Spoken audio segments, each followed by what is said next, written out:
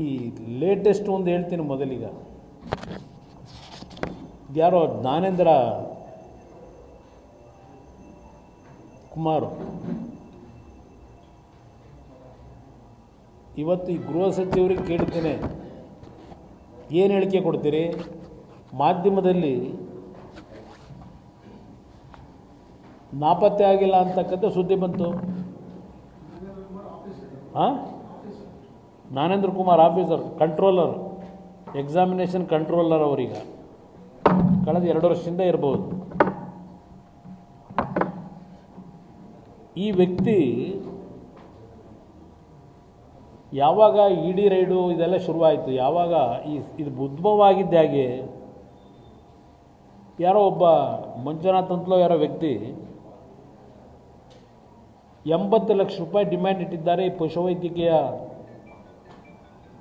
ಅಭ್ಯರ್ಥಿಗಳನ್ನು ಆಯ್ಕೆ ಮಾಡಲಿಕ್ಕೆ.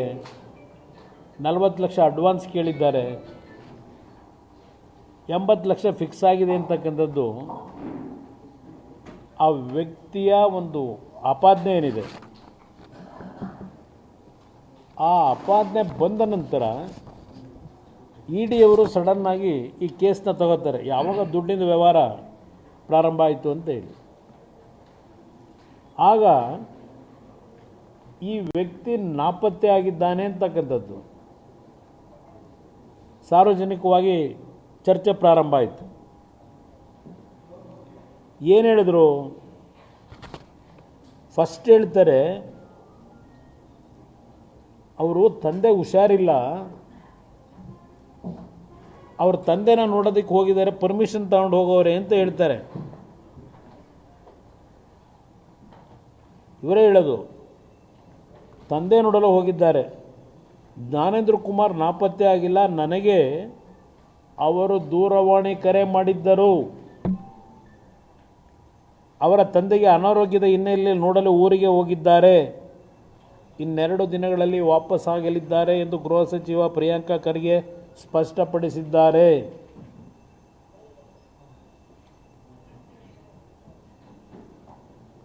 ಈ ಬಗ್ಗೆ ಇಮೇಲ್ ಮುಖಾಂತರ ಮೇಲಿನ ಅಧಿಕಾರಿಗಳಿಗೂ ತಿಳಿಸಿದ್ದಾರೆ ಅಂತೇಳಿ ಹೇಳಿಕೆ ಕೊಟ್ಟವರೇ ನಮ್ಮ ಗೃಹ ಸಚಿವರು ಪ್ರಿಯಾಂಕ ಖರ್ಗೆ. ಇದ್ಯಾವತ್ತು ಹೇಳಿದ್ರು? 23ನೇ ತಾರೀಕು. 25ನೇ ತಾರೀಕು ಏನು ಹೇಳ್ತಾರೆ? ಜ್ಞಾನೇಂದ್ರ ಎಲ್ಲಿದ್ದಾರೋ ಗೊತ್ತಿಲ್ಲ, ಖರ್ಗೆ ಉಲ್ಟಾ.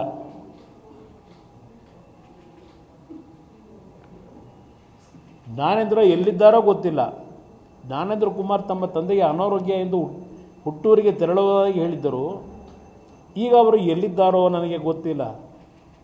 ಮತ್ತು ಈ ಗೃಹ ಇಲಾಖೆ ಯಾಕ್ರಿ ನಡೆಸ್ತಾ ಇದ್ದೀರಿ? ಇವರು ಬಂದ ಮೇಲೆ ಏನು ಪ್ರತಿದಿನ ಹೇಳಿಕೆಗಳು? ಗೃಹ ಇಲಾಖೆ ಸ್ವಚ್ಛ ಮಾಡಿಬಿಡ್ತೀನಿ, ನಮ್ಮ ಸರ್ಕಾರ ಯಾರನ್ನೂ ರಕ್ಷಣೆ ಮಾಡುವ ಪ್ರಶ್ನೆ ಉದ್ಭವಿಸೋದಿಲ್ಲ. ಇದು ರಕ್ಷಣೆ ಅಂತ ಕರಿತೀರೋ? ಈ 2 ಹೇಳಿಕೆ ನೋಡಿದಾಗ ಇವರು ಕೇಳಿ ಊರಿಗೆ ಹೋಗೋರೆ ಅಂತ ಹೇಳ್ತಾರೆ. 23ನೇ ತಾರೀಕು ನನ್ನ ಗಮನಕ್ಕೆ ಬಂದೇ ಹೋಗಿದ್ದಾರೆ ಅಂತಾರೆ. 25ನೇ ತಾರೀಕು ಹೇಳ್ತಾರೆ ನನಗೆ ಎಲ್ಲಿ ಹೋಗೋರೋ ಗೊತ್ತಿಲ್ಲ.